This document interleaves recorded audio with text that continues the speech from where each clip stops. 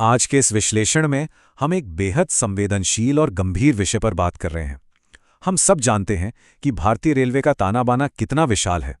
ये सिर्फ पटरियों का जाल नहीं है, बल्कि ये पूरे देश को एक साथ पिरोता है।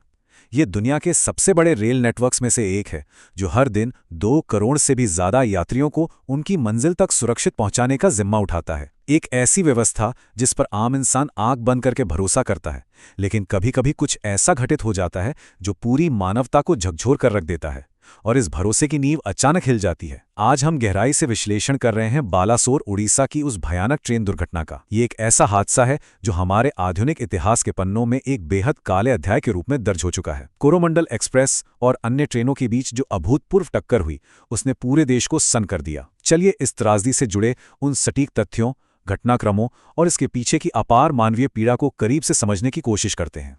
उस दिन उन ट्रेनों में सफ़र कर रहे लोगों के बारे में ज़रा सोचिए। हर इंसान अपने दिल में एक अलग कहानी, एक अलग उम्मीद लेके चल रहा था। कोई महीनों की कड़ी मेहनत के बाद अपनी ड्यूटी से लौट रहा था, तो कोई अपने परिवार से, अपने बच्चों से मिलने की आस में सफ़र कर रहा था। ट्रेन के उन लंबे डिब्बों में जिंदगी अपनी पूरी सामान्य रफ्तार से चल रही थी।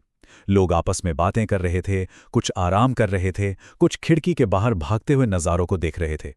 ये बिल्कुल वैसी ही यात्रा थी जैसी भारतीय रेलवे में हर दिन, हर पल होती है।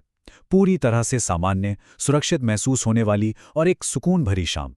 किसी को इस बात का जरा सा भी अंदाजा नहीं था कि अगले ही पल किस्मत क्या खेल खेलने वाली है। ये एक ऐसा सफर था जिसे घर की चौखट पर अपनों के खुशी से गले लगने पर खत्म होना चाहिए था। लेकिन महज कुछ ही सेकंड्स के भीतर वो शांतिपूर्ण सफर एक ऐसे भयानक सच में बदल गया जिसे समझना किसी भी इंसानी दिमाग के लिए बेहद मुश्किल है। जीवन की वो सामान्य गति पूरी तरह से रुक गई और एक खौफनाक मंजर ने उसकी जगह ले ली। जो सफर एक खुशी भरे मिलन की ओर जा रहा था, वो अचानक एक ऐसी तबाही में बदल गया जिसकी किसी ने दूर दूर तक कल्पना भी नहीं की थी। 3 ट्रेनों का आपस में इस तरह टकराना, Shalimar Chennai central Coromandel express, Bengaluru Howrah superfast express और एक मालगाड़ी, ये सब इतनी तेजी से हुआ कि किसी को संभलने का जरा भी मौका नहीं मिला। वो चंद सेकंड्स जिन्होंने अनगिनत जिंदगियों को हमेशा के लिए बदल कर रख दिया। पलक झपकते ही डिब्बे पटरी से उतर गए, एक दूसरे के ऊपर चढ़ गए और हंसी मजाक की वो शांत आवाजें अचानक चीख पुकार में तब्दील हो गईं। ये एक ऐसा क्रूर बदलाव था जिसने शांति को चीरते हुए एक गहरे सदमे को जन्म दिया। 2 जून 2023 ये अब सिर्फ कैलेंडर पर छपी कोई आम तारीख नहीं रह गई है। ये भारत के इतिहास का एक ऐसा दिन बन चुका है जिसे चाह कर भी कोई भूल नहीं सकता। समय के पन्नों पर यह तारीख अब हमेशा के लिए एक गहरे रिश्ते हुए घाव की तरह दर्ज है। इस दिन का पैमाना इतना विशाल और खौफनाक था कि इसने दशकों के रेलवे सुरक्षा के दावों पर एक बहुत बड़ा सवालिया निशान लगा दिया। जरा आंकड़ों पर गौर करें। करीब 300 से अधिक लोगों ने अपनी जान गंवाई और 1000 से ज्यादा लोग गंभीर रूप से घायल हुए। जब भी भविष्य में इस दिन का जिक्र होगा, एक भारी खामोशी और गहरी उदासी ही महसूस होगी। ये वो दिन है जब शाम के करीब 7 बजे सूरज ढलने के साथ ही सैकड़ों परिवारों की उम्मीदें भी हमेशा के लिए उस अंधेरे में डूब गई। ओडिशा राज्य का बालासोर जिला और वहां बहानागा बाजार स्टेशन के पास का इलाका, ये जगह अचानक ही एक ऐसी राष्ट्रीय त्रासदी का केंद्र बन गई जिसकी गूंज पूरे देश में सुनाई दी। ये सिर्फ एक भौगोलिक नाम नहीं रहा, बल्कि ये वो जगह बन गई जहां हुए इस खौफनाक हादसे ने देश के हर कोने में बैठे इंसान को विचलित कर दिया। घटना के तुरंत बाद का मंजर वाकई रोंगटे खड़े कर देने वाला था। लेकिन देखिए, इस अंधकार के बीच बालासोर के स्थानीय लोगों ने जो मिसाल पेश की, वो भी याद रखने लायक है। बिना किसी बड़ी सरकारी मदद के पहुंचने से बहुत पहले ही स्थानीय गांव वाले अपनी जान की परवाह किए बिना अंधेरे में अपने मोबाइल की फ्लैशलाइट लेकर बचाव कार्य में जुट गए। उन्होंने अजनबियों को अपनी बाहों में उठाया, उन्हें जल्द से जल्द अस्पताल पहुंचाने की कोशिश की और इंसानियत का सबसे बड़ा धर्म निभाया।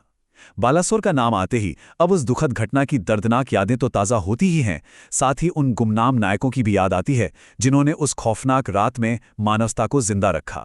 ये दिन इतिहास में एक कभी न भूलने वाले दिन के रूप में हमेशा के लिए दर्ज हो गया है। इस हादसे ने सिर्फ उन लोगों को प्रभावित नहीं किया जो उस ट्रेन में थे, बल्कि इसने पूरे देश की आत्मा को बुरी तरह से हिला के रख दिया।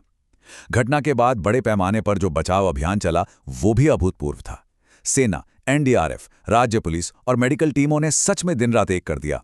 और अगर बात करें आम जनता की, तो अस्पतालों के बाहर घायलों को खूनदान करने के लिए लंबी लंबी कतारें लग गईं। ये एक ऐसा समय था जब पूरा देश एक साथ रुक सा गया था। एक राष्ट्र के रूप में जब इस तरह की कोई भयानक घटना होती है तो उसका असर बहुत व्यापक और गहरा होता है। ये सिर्फ एक समाचार नहीं था, बल्कि एक ऐसा सामूहिक सदमा था जिससे कन्याकुमारी से लेकर कश्मीर तक पूरे देश ने एक साथ महसूस किया। राष्ट्रीय शोक की घोषणा हुई और हर इंसान की आंख नम थी। और अंततः ये पूरी त्रासदी एक ऐसा गहरा सवाल छोड़ जाती है जो लंबे समय तक हमारे जहन में गूंजता रहेगा। जो अपूरणीय नुकसान हुआ, जो घर हमेशा हमेशा के लिए सूने हो गए और पूरे देश ने जो अथाह दर्द महसूस किया, क्या एक राष्ट्र के रूप में इस त्रासदी के घाव कभी पूरी तरह से भर पाएंगे? हादसे की जांच रिपोर्टें आ सकती हैं, नई सुरक्षा नीतियां बन सकती हैं और समय के साथ ट्रेनें अपनी पटरियों पर फिर से उसी रफ्तार से दौड़ने लगेंगी। घटनाएं तो धीरे धीरे इतिहास का हिस्सा बन जाती हैं, लेकिन उनके पीछे छोड़ जाने वाले निशान, उन परिवारों का खालीपन और वो खौफनाक मंजर हमेशा के लिए बाकी रह जाते हैं। क्या हम कभी उस शाम को भुला पाएंगे?